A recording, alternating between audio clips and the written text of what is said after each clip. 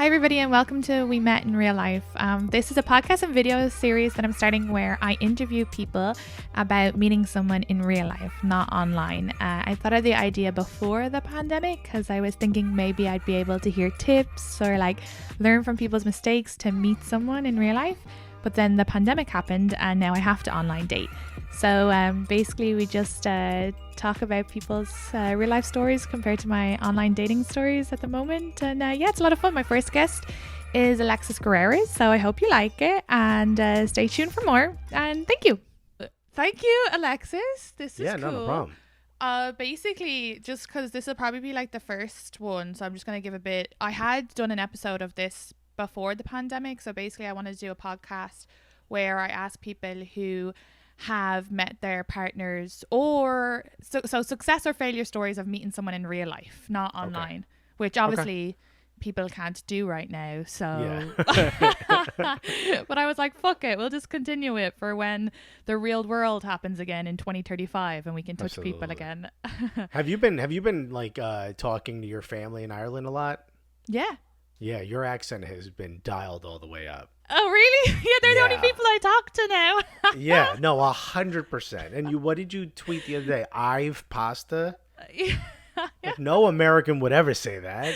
That's so funny, because someone wrote to me being like, that guy did not say that. But I actually have a screenshot, but he didn't say I've pasta. He said I can cook pasta for you. Yeah. But I just edited it in my language. Yeah, because Americans don't. That I have means I have done, not I have this in my hands. Okay, that's how we use I've. So I was like, what? And then you text me Tomo, which I just assumed meant tomorrow.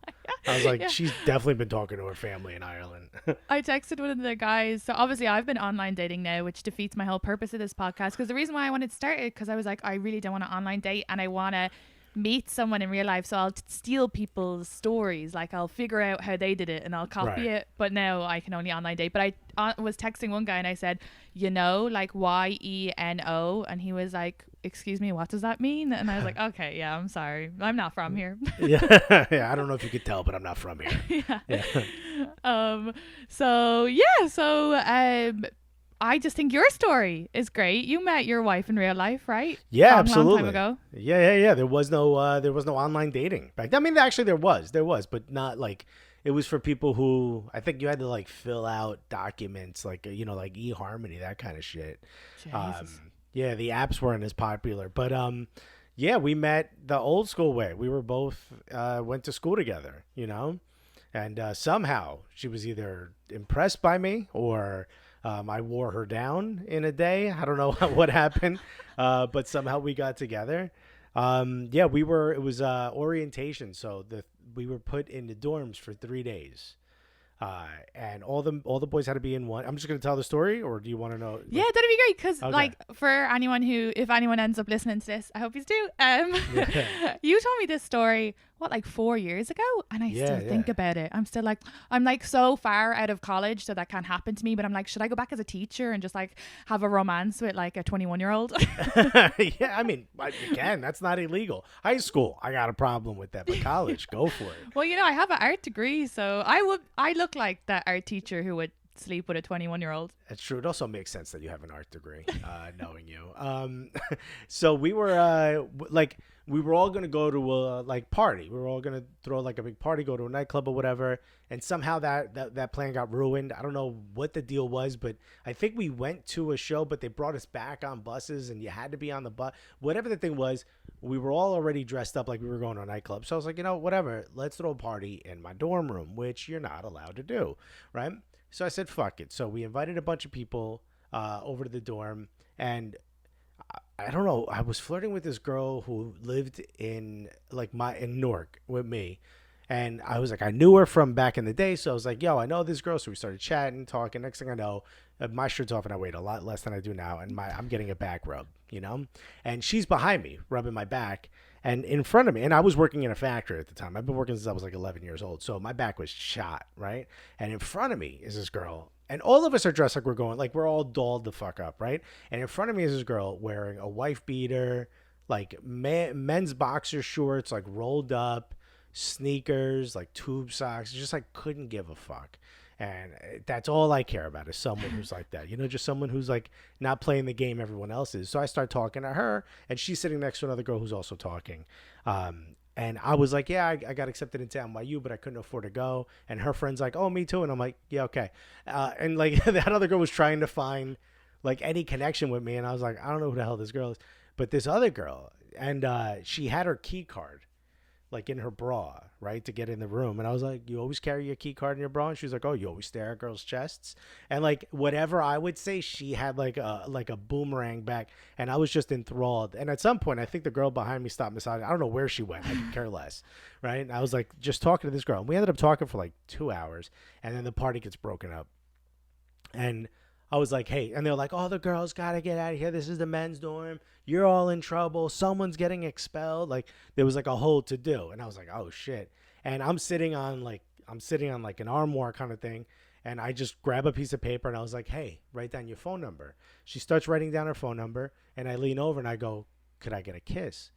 And she whispers something in my ear and walks away. So I assume she said no, right? Like, of course, that's a no, So I look over at my buddy, and he's like, dude, what are you doing? I'm like, what do you mean? He goes, go outside. I was like, for what? He's like, she said, come outside for the kiss. She didn't want to get in trouble. She said, come outside. I was like, it's been too long. I don't want to look thirsty. And he goes, oh, okay. And he spun me and he pushed me out of the room.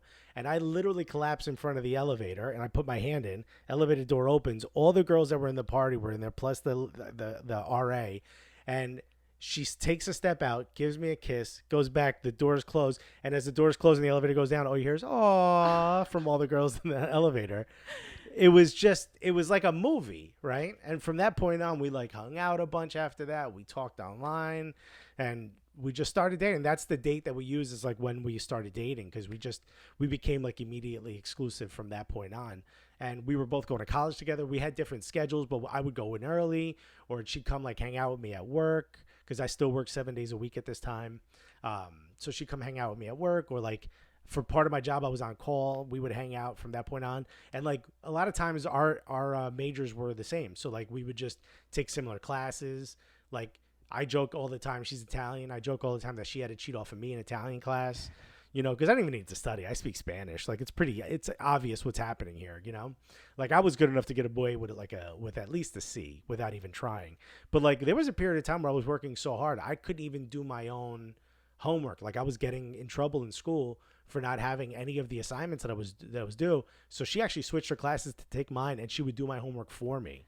Because God. That's that's real love. It really, I mean, it's insane. So like she would do like everything she could in her power to help me with what she could, and like I was working a lot. So when she was like, if she had car trouble, I would pay for the car. I paid her car insurance, stuff like, because she couldn't work, especially if she was going to do all my homework. I was like, don't even worry about it. You know what I mean? Like, let's just keep this thing going, right? Because you seem really good at this. But like, we just sort of helped each other out. And I have 2 bachelor's degrees that I could have finished in 3.5 years with both degrees. But I decided to take an extra course so her and I could walk together. We could graduate together. But the reason I know that the reason I was able to do 2 is because she found a bit of a loophole. She figured out a way to get a second major while taking some of those primaries as electives for the one that I already had. So she kind of figured it out by looking through the book, which I would have never done. I just go with what people tell me to do. I'll sign any document. You know how I am, And she was the one who was like, you took most of these courses already. I think you basically only have to take like 4 more courses for this other major. And I was like, what? 2 bachelors for the price of 1? Let's go. So, I mean, if it wasn't for her, I probably would have either not have graduated or probably would have only graduated with 1 bachelor's degree. But yeah, we've been together ever since. How long have you guys been together? I mean, if I say that number, you'll know her age. So I'm not going to say that. But it's been a very long time, let's just say. No, that's great. So you've never online dated at all? No, not at all. I mean, it's funny. Like I have a friend who's been in a long-term relationship, and his girlfriend is not a very social person. She's kind of like a little quiet or whatever, a little introverted, and he's gotten really busy. And he was like, I don't know what to do. She doesn't have a lot of friends. I feel bad. I don't care that she wants to hang out with me. It's just that I feel bad. Like I'm not home all the time. What's she doing? Like she needs to go talk to friends. So I was hanging out with him, and she turned her phone over, and I noticed that she had Tinder on her phone. And I was like, Yo, because like, what do you do, right? Like, you don't be the one that tell your friend. Like, you can't be the person that tells your friend your girl's cheating on you because they're gonna hate you. You know what I mean? Like, you have to help them figure it out. And I was like, yo, what app is this? You know, I just kind of brought it up to him one day, and he's like, that's Tinder. I was like, oh, it's weird, you know, because I saw this on your girl's phone. And he looked at me, he's like, yeah, there's like I don't know if it was Tinder. It was one of those. It was a dating app, but it also has a section for friends. Oh, it's probably Bumble. Yeah, there's like a Bumble. meet friends. Yeah. Oh, Yeah, here, just give her my number. I want to be her friend.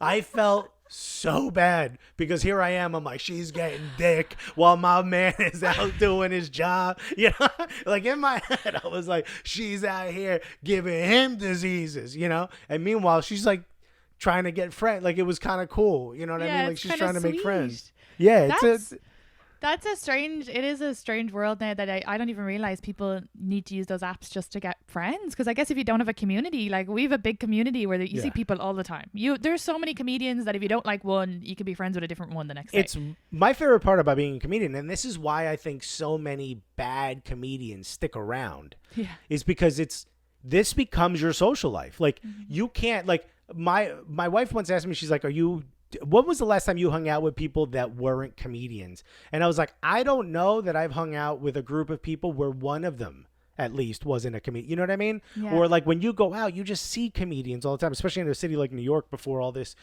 stuff started. Like you would just see, like I couldn't walk 10 blocks without running into somebody I knew from the community. So like I can't imagine what that's like to not have friends. I almost have like too many friends. I have like chats I don't even go into anymore, group chats. You know what I mean? Yeah, like I can't imagine what that's like to use an app. Imagine swiping on someone you think might be your friend. Ugh. I know. That hurts my heart. I know. But she could try to do comedy, and that'd be worse for their relationship. So that would be. It'd be worse for us all, to be honest. yeah, there's too many comics. Yeah. Although this might get rid of a lot of them, that's for sure. Oh, no. We're all desperately on Insta live shows. Do you know what? I was like this is sidestepping a bit, but I was kind of upset selfishly about the pandemic because I was finally making money off comedy, and obviously I shouldn't be that selfish because there's people dying. I shouldn't be upset about it, but anyway. But I get it. I get it. It was like fair. The first time I was getting like a lot of like making actual money from it, and all those gigs are gone, and I was like, oh, this is sad. But then I started doing the Insta live shows, and I just put up my Venmo, and people were like tipping me, and I was like, oh, this is great. I'm not making that money back, but at least like people are like, oh, I like that joke, and they like Venmo me. I'm like, so much. I think this is for a lot of comics. I think especially people who just do the bar scene, this might be the first time they're getting paid to do comedy. Yeah. And it's during a pandemic, which is wild, you know? Like in the first week of the pandemic, I lost $20,000. Jeez. Because all this stuff that I had lined up, gone. And this was going to be like the year for me. Like this was like all the Cooligan stuff, all that. I had sponsorship, endorsements. We had hosting gigs, all this shit lined up that just like vanished in the first week. And I thought like, all right, well, maybe some of this will come back. I don't think so. Like, oh my gosh, yeah, no, I think it will. It's just going to be slow, but you'll still lose that money because you would have gotten other gigs. That money's gone. That money's gone. Yeah, it's never coming back. Yeah. Mine was a lot less than that, but it was still, but I mean, I've been doing this a lot longer than you too. But there's also that thing of like, as you build momentum. Like in comedy, it's hard to stop a momentum because like once it stops, you have to start over again, I know. We're all going to suck. We're all going to suck when this thing is over. We're going to be trash comics. Well, that's why I like doing the live shows and the Zoom shows because I can only write jokes 5 minutes before I go on stage. I could have the whole day free and I'll be thinking about stuff, but that pressure of fuck, I got to think of something new. So the Zoom shows kind of help with that because I'm like, okay, quickly write something new. The difference the difference between me and you too is in the situation you're in is if you met somebody today, let's say the pandemic didn't exist and you fell in love and you guys are perfect together. He met you as a comedian, right? Like I became a comedian midway through my relationship. You know what I mean? So like that's something we sort of learned together. You have to you're just never around at night. I know. That's from the get. So like when I started this idea, because I really want to fall in love and have a boyfriend, which apparently is the most unattractive thing you can say, when guys on first dates will be like, I have commitment issues. Fuck off. If you can say I have commitment issues, I can say if I want a boyfriend. Secondly, saying but commitment issues sounds, it sounds exciting and sexy and dangerous. I always get sucked in. I'm like, I can change you. I know. Yeah. Well, that's why. It's because of that approach, right? Because the other person across is like, sure you are because you've never met me. That's what you think. Where when they say, I want a boyfriend, blah, blah, blah, blah, blah. I want a commitment. I want to get married. All they start to feel is the walls closing in on them. When I got engaged, and like, I was like, yo, we'll be engaged for a while, right? Like she had gone back to nursing school. Like I was like, yo, we'll be engaged for a hot minute. We'll be good. And she's like, of course, I don't even want to get married right now. I'm like, me neither. 6 weeks later, she's like, so here's the date. I was like, what happened? Her and her mother went to a marriage fair, whatever those things are called. Like those things were like all people that work in weddings, like a wedding fair or something. And she was like, I want that flower. I want that DJ. I want that thing. I want the hall here. And I was like, all of a sudden, I was like, I'll get married whenever you want. But what happened to being engaged for a while? And she's like, 6 months. It was good. I was like, all right. But it's like a funny thing though that you guys freak out about it because you're like, it is a metaphorical where being engaged or being in a long-term relationship isn't very different to being married. It's just a word or no, it's radically different. Okay, it is. Okay, but wait. Well, I will say, okay, so obviously I don't know what I'm talking about. But secondly, when I say I want a boyfriend, guys hear, but I'm not saying you'll be the boyfriend. I'm saying you're still gonna have to earn it for a couple of months and show that you're worthy enough. But I'm just saying that's what I want. Does that make sense? But all these trash men are like, I'll go if they say I have commitment issues on date one and I go, okay, well I'm looking to get into a relationship at some stage in my life, just like a heads up. They're like, oh my God, she means me. And I'm like, nah, you're not lucky enough. I'm just letting you know I'm not going to have sex with you tonight. That's the fear. I think that's the fear is like, oh God, she's going to want me to show I'm worthy. She's going to want me to turn up on time or be a good person. No, just look at the dick. You're right. Actually, you're right. They're 100%. Like, oh no. That's actually a great way to just weed out. But the problem is like if someone's that attracted to someone who wants to be in a relationship, that's also a kind of a weirdo. You know what I mean? What? Like if someone's that attracted, like someone who like freaks out when you say I want to be in a relationship, that's a fuck boy, right? Yeah. But someone who's like really into the fact that you want a boyfriend, that's also a weirdo. No, exactly. I mean? So I get the opposite because let's say if guys slide into my DMs, if they hear me joke about that on like one of these live shows and they're like, oh, I could be your boyfriend. I'm like, back off, pal. I'm just saying that, I would like to meet someone in the future and have a nice relationship. That would be nice. That's all I'm saying. But it's, you get two sides of the coins. I don't envy you. I'll tell you that. Yeah. But so obviously I can't meet someone in real life now because of the pandemic. So it's online dating for me. But, And you've been doing like Zoom dates, I heard you say on one of these shows. Yeah. It's funny because I've narrowed it down. Oh, God. If any of them decide to randomly watch this on my YouTube, turn it off now. But so three guys, because the problem is when I started out I was talking to so many of them I was forgetting who I was saying what to, and I would have to scroll back through the messages, and I don't know how fuckboys do it. Actually at this stage I'm like applauding fuckboys. Like I was it's keeping a lot of plates spinning. I could never. I don't understand how. I was seeing a guy before this. Now we only had like 3 or 4 dates, but it was over the space of a month and we texted every day, all day he was texting me. And then I found out that he had a girlfriend, which he claims is open, but I don't really believe is open. But I was like, how did he manage to talk to me and like watch all these things I sent him and listen to all this and the whole time have a girlfriend? Like, how does he have? And I asked him, I was like, is there more women? And he was like, yeah. And I'm like, how is this possible? I mean, that is a talent. He's using it for bad, but it is a talent. Fucking hell. So then I was like, pandemic, perfect time for me to like, because they're not going to try to have sex with me, because the problem is if I have sex and it's good, I get feelings, and then I get really hurt when it doesn't work out. So I was like, they can have sex with me, they'll get to know me, great. No, still trying to have sex with you even though there's a pandemic. But so I was like, I'll just narrow it down, and then I narrowed it down to 3 lads that I gave my number to that I have been talking to. And so I did one Zoom date, which I found very stressful because I kept looking at myself to see if I looked pretty enough. Like he'd be talking, all of a sudden I'd be like, what's that on my face? Oh God, I don't know what he said.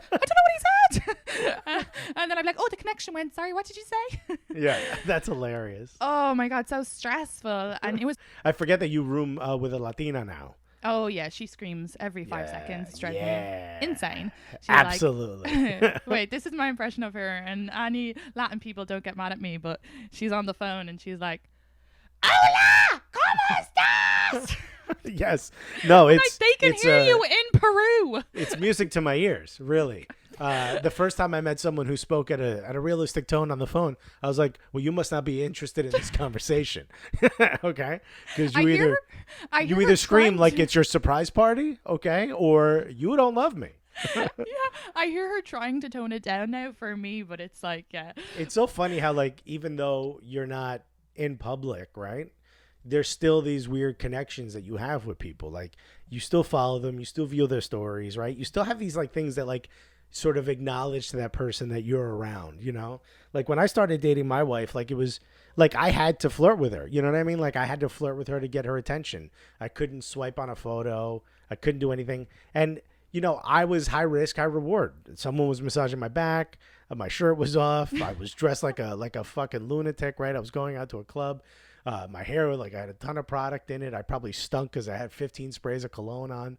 But all I cared about was talking to this person in front of me. And it could have gone horribly bad. She could have been like, ill. Someone's massaging, you know, pay attention to that fucking person. It could have gone any way. And in that moment, like I couldn't like walk away from that conversation without her knowing what I was doing. Mm-hmm. You know what I mean? Go with this. Like I got one guy you were talking to, you know, talk to his living girlfriend and then come back to you 10 minutes later.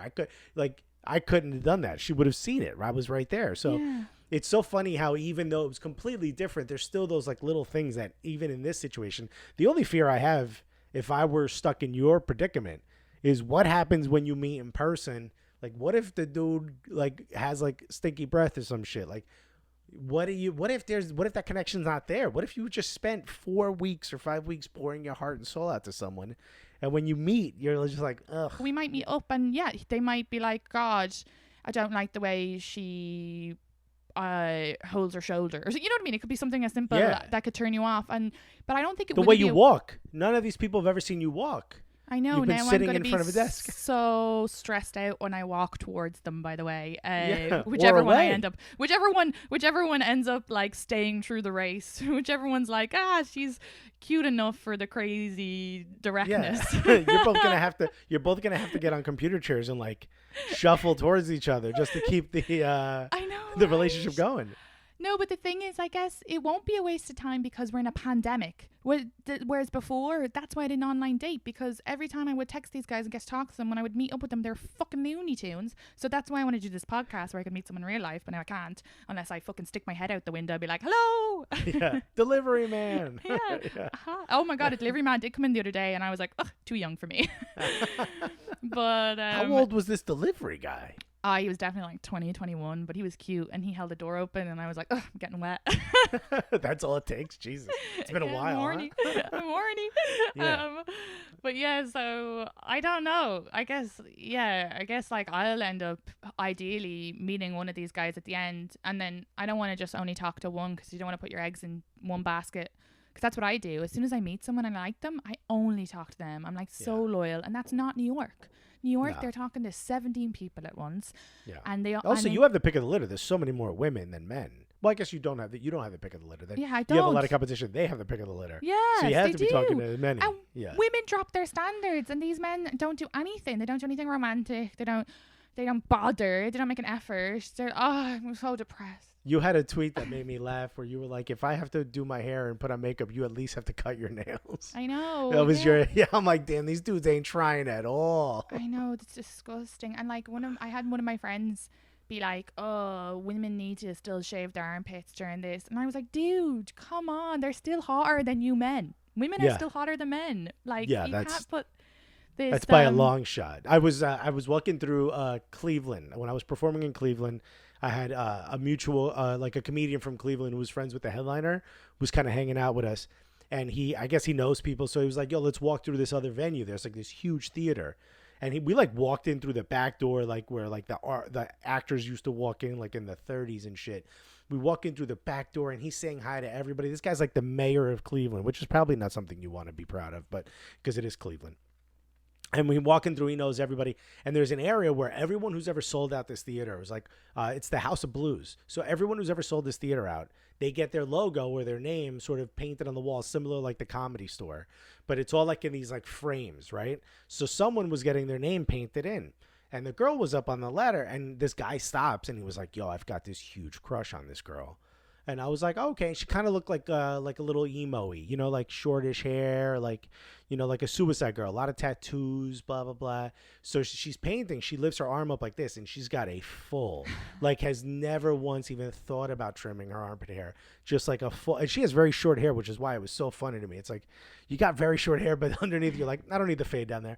But she had like a pixie cut, right? And she had this huge armpit hair. And the dude was like, oh, there goes the crush. And I was like, that girl you're a 4, my guy. Yeah. That girl, like, that's not my style, but that girl's probably an 8 to a lot of people. Like, what is wrong with you, my dude? Like, you can't get over a little armpit hair for a girl you claim to have been had a crush on for years. Yeah, I'm like, no, there's that's something insane. wrong with you. There's just something wrong with your psyche. That's a guy with commitment issues, because he's Very much finding so. excuses like, oh yeah. That's more of a guy who's so afraid to approach his crush. He's like, oh, she has hair. No, now finding a reason not to like them. That's You're probably 100% right. That's immediately he just grabbed onto something so we Mm-hmm. wouldn't egg him on to go, Yo, because I 100%. was gonna go be the liaison. I'd be like, yo, have you ever met my friend? You know, like, that's just me. I'm like, I'm gonna throw you into this situation. I don't care if you're uncomfortable with it.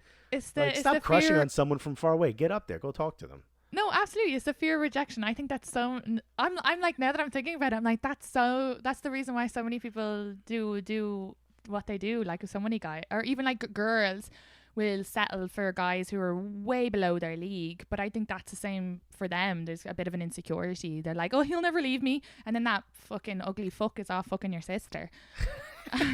Sounds like it might have happened to someone you know. I hope not me. My sister's only 17. Oh, Jesus Christ. Yeah. Wow. What a gap.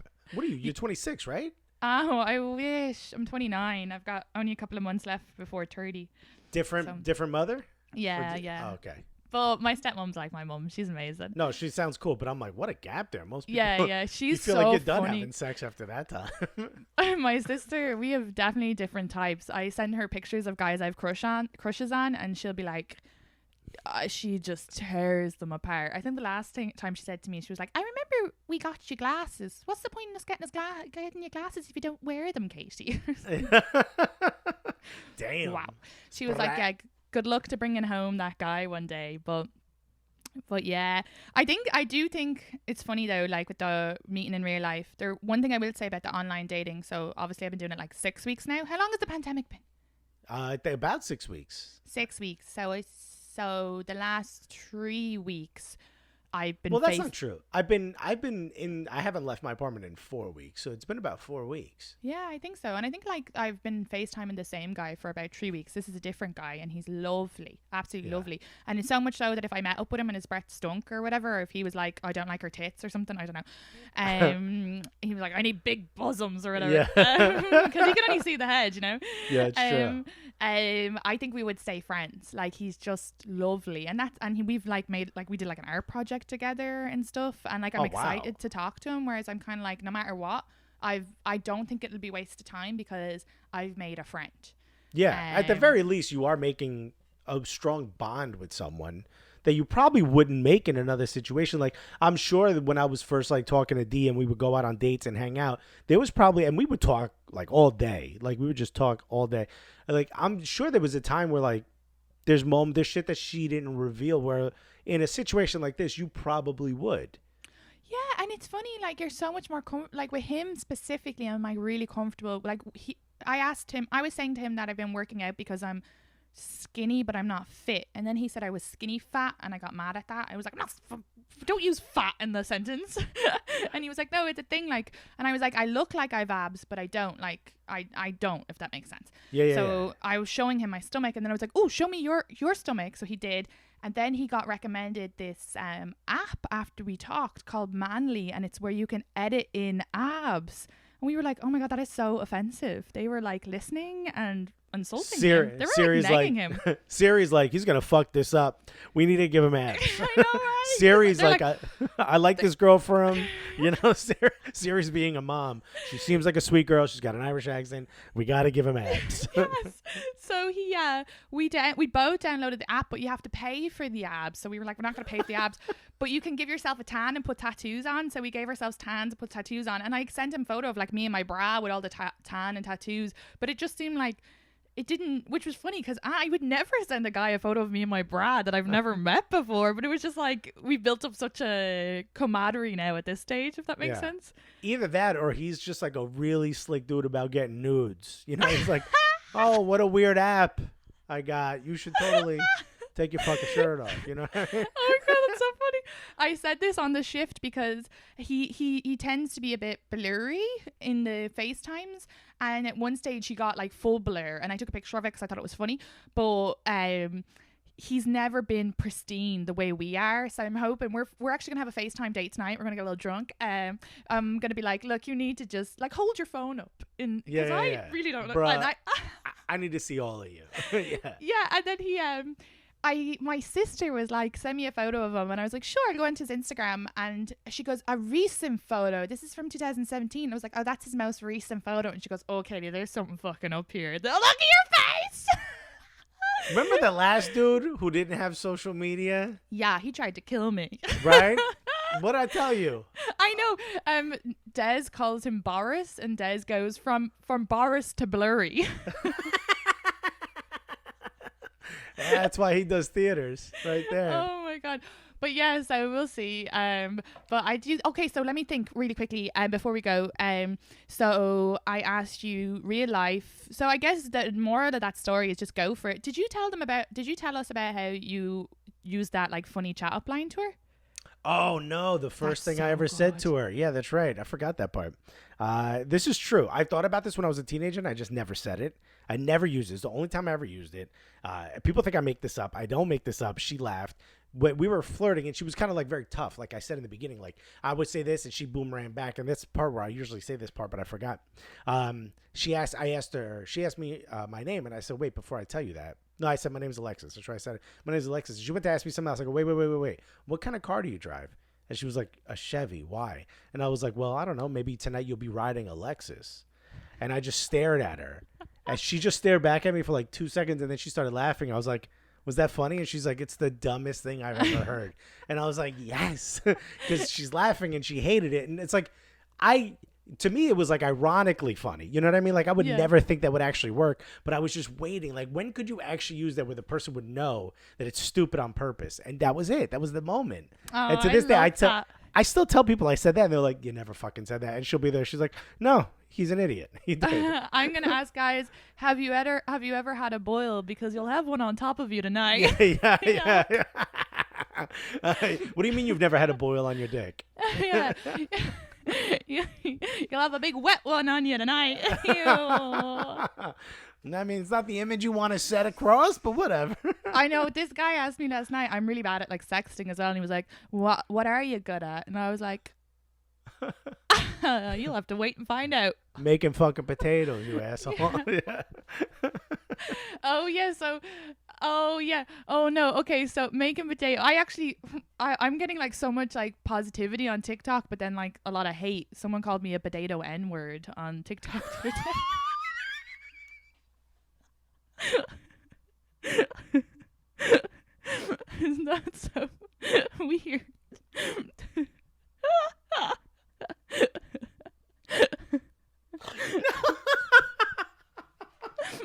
I shouldn't laugh. That's so fucking funny. I didn't know that was the thing. He said, shut up, you potato N-word.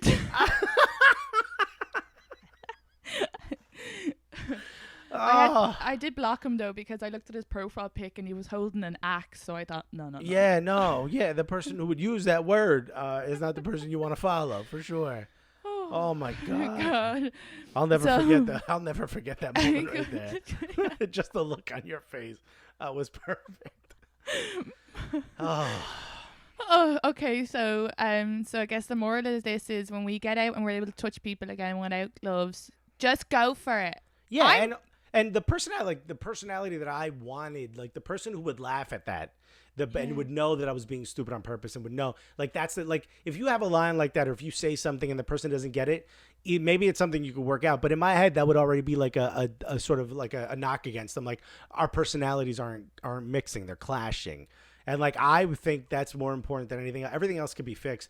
But if you say something that's supposed to be funny, or if you joke with them and they don't get it, and for us as comedians, that's a big portion of our personality. So for them, it might be, for the people listening, it might be something different. It might be the way you cook. It might be the way you kiss or whatever.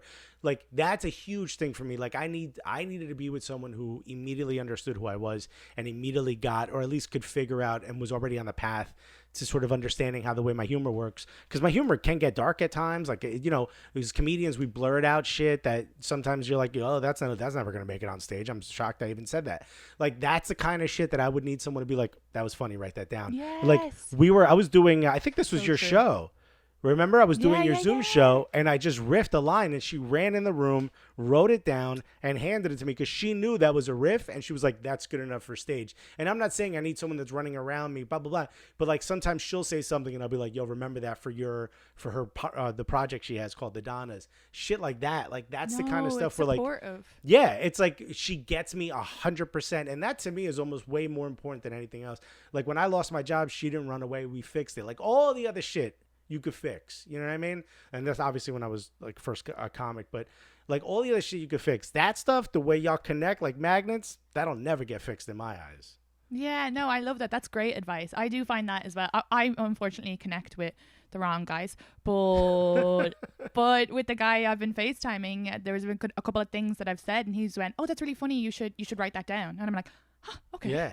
And, That's like, you know, like Bill Burr used to do the joke about how he knew his wife was perfect for him because she cut the sandwich in a diagonal. Like, that was like, oh, that's what my mother used to do. And that's how you show someone love. You don't just cut it down the middle, you cut it diagonal. That's it for us. When someone says, yo, that's funny, write that down. That means you're on the team. You know what I mean? That means you get us. Yeah, for sure. Or like when they're like, when they're like into your stuff. But also as well, they need to be, especially as a female comedian, they need to be a guy who's not insecure.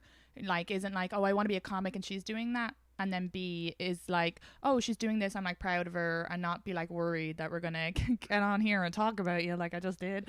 Yeah, that's tougher for female comics than it'll ever be for male comics, because there's that sense of authority when you're on stage that I think people just sometimes expect of a guy. You know what I mean? Because of social norms. And then with a woman, if that guy is not secure with himself, to see a woman shine as the star, that's tough for a lot of men. Those aren't the men that should be dated. You know what I mean? They need to work that out. You know what I mean? Because like my wife does these projects where she's filling out rooms. She's crushing it. She's going to galleries, the whole nine. I can't imagine someone's like, I can't believe you're just cool with your girl being a star. I'm like, I don't give a fuck. You know, let her be the biggest name in the fucking world. That's hot as shit. Yeah, no, that's perfect. But that just shows security. So yeah. So, and wait, did I have anything? Oh, I just really quickly, before you met your wife then, did you ever have like a fail chat up line or a fail meet in real life thing? Oh, absolutely. Yeah, no, I've said a lot of wild shit that's gotten me in a lot of trouble. Yeah, no, I flirted with. Just keep doing. Yeah, I flirted with the wrong girls. I was talking to one girl and she was really into me. We were at a steakhouse that's like a nightclub behind it in Newark, and turns out that's like the biggest coke dealer's girl in my neighborhood. And a dude comes up to me, he's like, yo, why are you talking to this guy's girl? I was like, I don't know who the fuck that guy is. Just trying to be funny or whatever. Like, I don't know who the fuck that guy is. And they're like, you really don't? I'm like, no. They're like, this is what he does. And I was like, okay, well then I'm going to leave here right now. And then the girl like tried to find me. I'm like, please stop. Like, she was asking friends. I'm like, I don't know who you are. Like, just stop it right now. You're not driving an Lexus tonight, baby. Yeah, no. In fact, the dealership is closed. Okay, so we're up to 43 minutes. So I think that's good. I wanted to keep it below 45 and not take up too much of your time. Thank you so much. This is great. What can you plug if anybody does? I have 56 subscribers on YouTube. Well, then I'll buckle my seatbelt. Cooligans. It's a TV show now every Tuesday and Thursdays at FuboSportsNetwork.com if you want to watch it for free, unless you have the Fubo app and all the other apps. That lists all the places you can watch the show. It's a comedy show about soccer, so I would love it if you like soccer. Check it out. And I got my I should have worn my Bohemians jersey. My Dublin Bohemian, whatever. Oh, yeah. I didn't know what you were talking about. But what I did realize is that while I was recording this, I was meant to have it in the other view. But anyway, it doesn't matter. Okay, well, you can... I have my audio as well if you need it. But anyway... Yeah, I need audio. Yeah. Anyway, Bohemians, shouts to the Bows. And on at Fat Venture Tour on Instagram, I've started doing food reaction videos, and they're getting a lot of really great love. So check them out if you're What's bored. Your Instagram again? At Not Alexis? At Not Alexis personally, at Soccer Cooligans for the Cooligans, at Fat Venture Tour for the food videos. Wow, that's great. Okay, hopefully Keeping myself people... as busy as possible. Yeah, I know. Look at me trying to Yeah. continue a second podcast. So No, and do look, it. Do trying it to all. do art as well. Yeah, do it It's a all. flower. I thought that was a cat with a heart next to it. No, there's a flower over Oh, here. down there. I didn't see that at first. There it is. Flower. Oh, look at it. It's great. We won't look too much in there. I think my vibrator's in there. All right. My boyfriend. Yeah, there you go. That's the guy. You met him in real life. Look at I that. did, and I love him. It was love at first vibrate.